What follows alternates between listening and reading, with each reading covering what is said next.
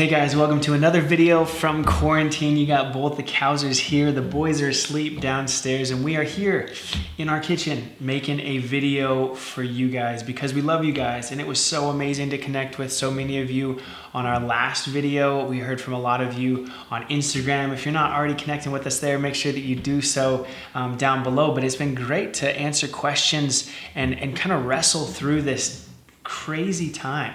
And so, yes, we're here making another video, part 2, with some ideas of how we can become better people through this difficult time. How we can take a mess of a situation in our society, in our world, and how we can make it work for us in our development and our growth and in that pursuit and becoming a better person. So here we go. Let's roll that intro and then let's get to the good stuff.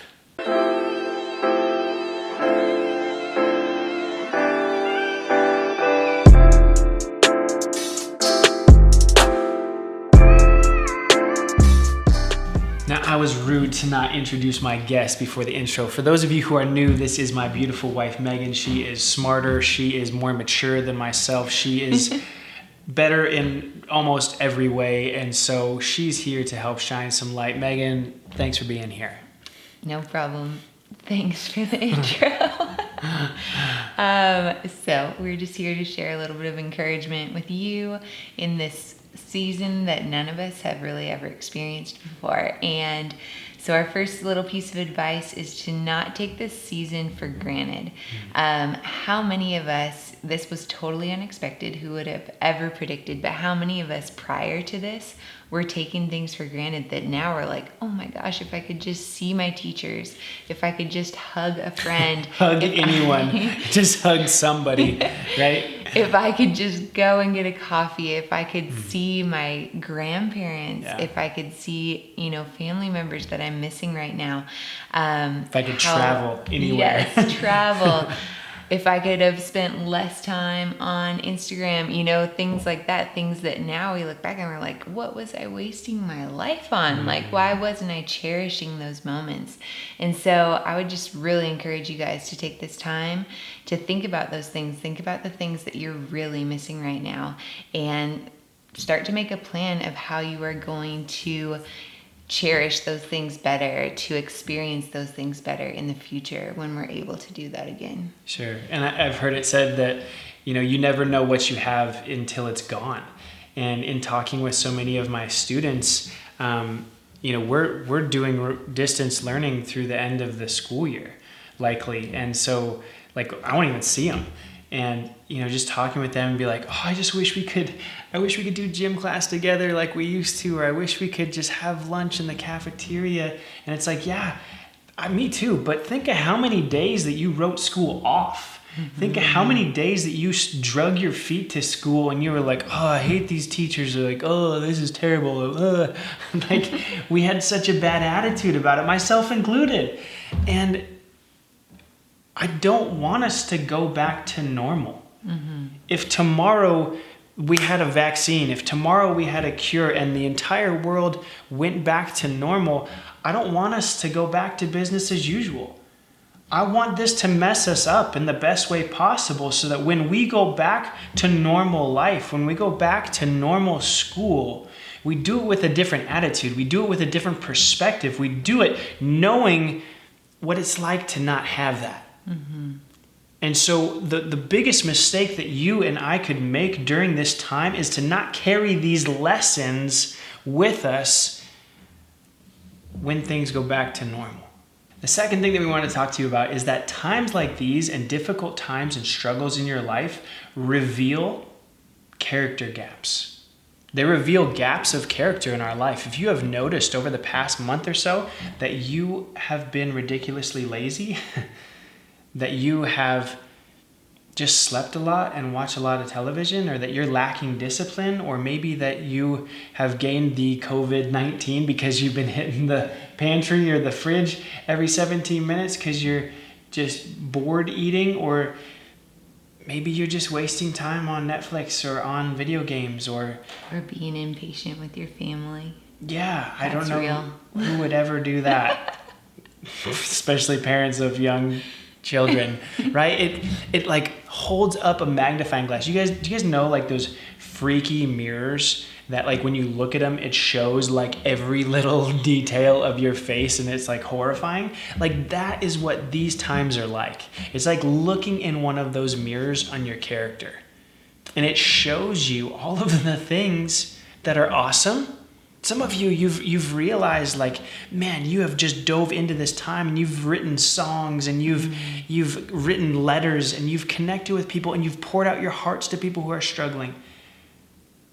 But we've also seen gaps of character and where things have maybe not been so secure. And so here's the thing that I want to encourage you about with this.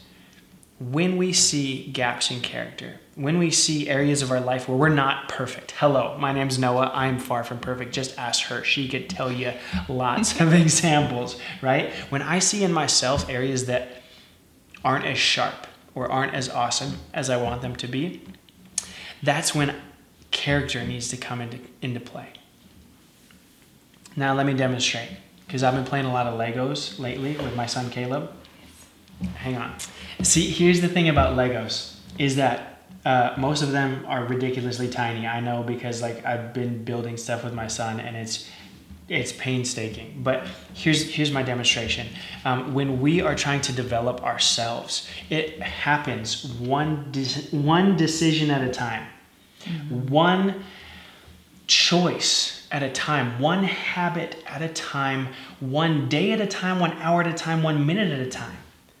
And so when we make that decision and we put our foot down and we say, you know what, I'm going to start journaling. I'm going to reach out to a counselor. I'm going to sit here and unplug my AirPods or my whatever I'm listening to.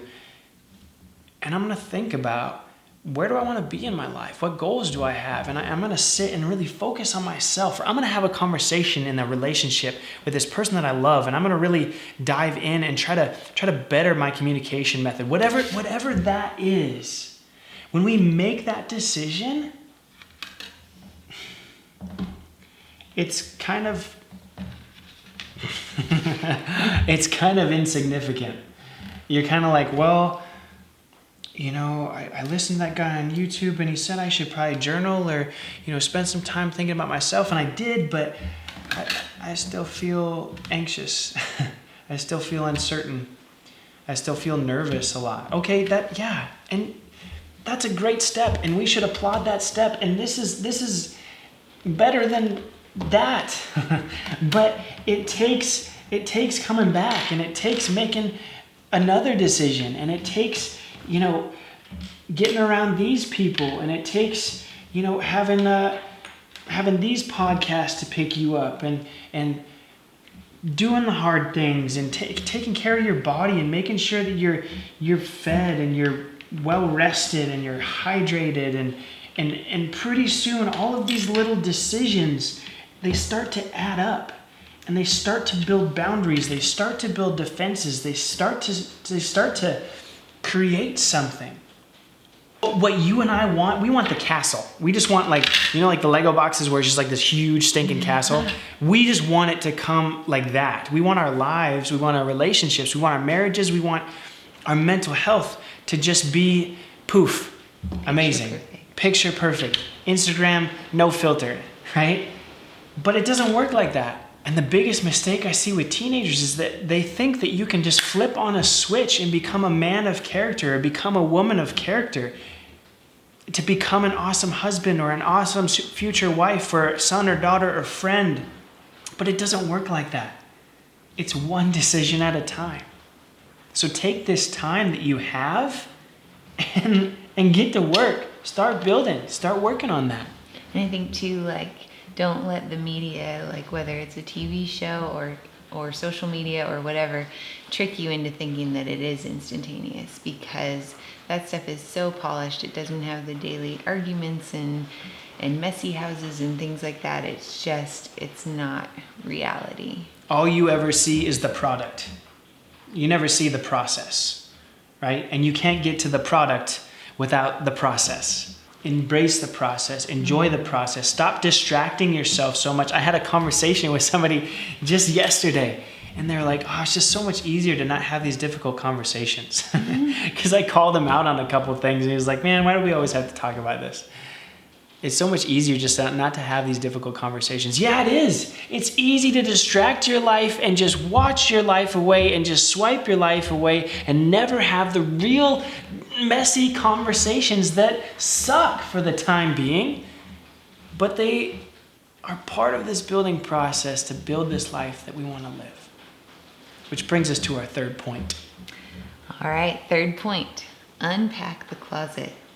And I could totally go down the rabbit hole of, yes, actually unpack your closet, because I am a type A personality, and organizational Marie Kondo right here, like organizational bins yes. are my love language.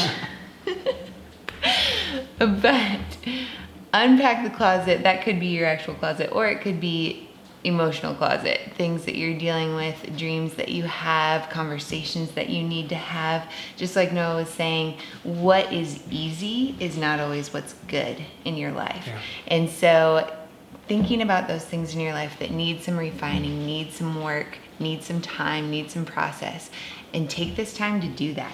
And I will tell you, when you go to organize a closet, whether real or proverbial, it gets worse before it gets better. Like, so much worse. We organized our garage the first week of quarantine, and that meant everything coming off the shelves, everything being rooted through, and what do we use, what do we not use? And it was a disaster area. And I was so reluctant to do it because I was scared of what we were going to find. And I think that's how so many of us are. We're scared to like open and just tear things off the shelf in our mind and in our relationships because we're scared of how they're going to react, or we're scared of what people are going to think of us, or we're scared of what we're going to find deep down when we take out our music that constantly numbs us to the fact that we have dark thoughts in our head. Mm-hmm. So whatever area of your life that you maybe need to do some digging and do some repairing, I would just have you take courage in that area.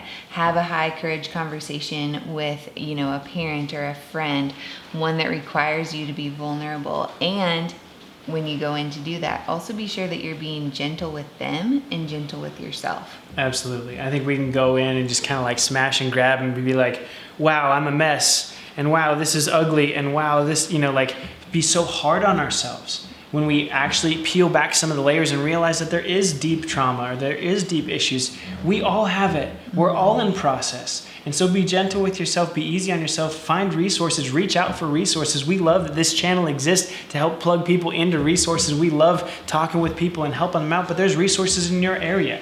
There's resources in your community. Mm-hmm. And to utilize that.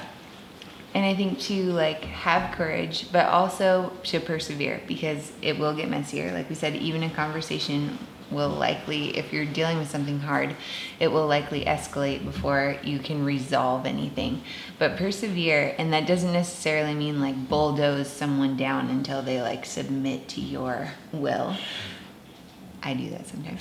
But persevere in gentleness, persevere in grace for the other person or for the situation.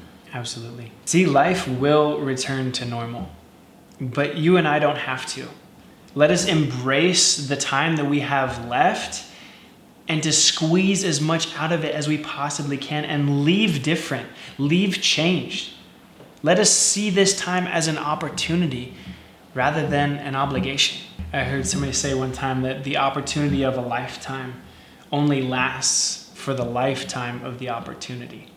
And this opportunity of this time with your family, or this time in isolation, or this time focused on yourself, or this time trying to stay healthy, it's got a short shelf life.